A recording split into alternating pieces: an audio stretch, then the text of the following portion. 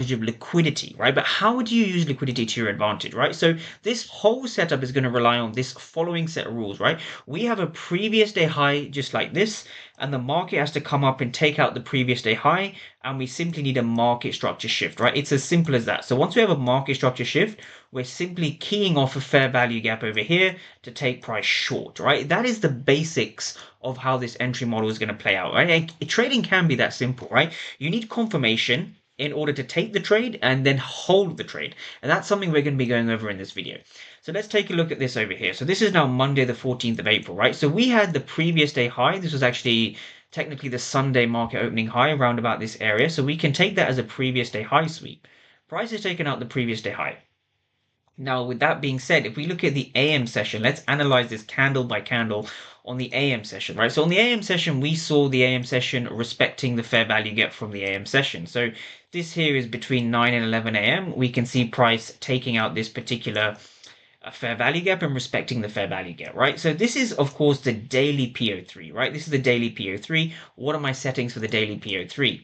So on the daily PO3, I am just looking for, I'm using the New York midnight opening price. You want to be selling above that New York midnight opening price, especially when you're a day trader. And you want to be understanding that the time frame of this candle corresponds to the daily candle. This is very important to understand. Now from here, what we can see is we can see a few things. We can see price has effectively come in and we've basically respected this fair value gap, right? This is the fair value gap that is held. Now from here, price has created a second fair value gap, which is important for us to understand, right? So this fair value gap is just over here. So let's just mark that out, right? So this was going to be my second area, right? So as a swing trader or as somebody who's trading for a 9 to 5, using 15-minute fair value gaps and just letting the trade play out is probably the best thing you can do. All right, so we now need to understand a few things about this fair value gap, right? So what makes a fair value gap high probability?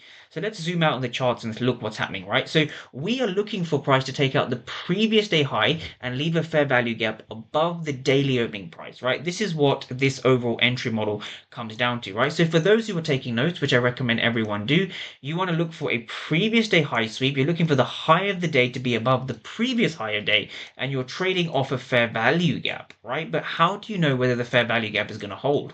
This is where the ATAS platform comes into play, right? So we can see a very, very clear shift of market structure to the downside, right? Now that we come up into this area, we're going to be analyzing the price action as to whether you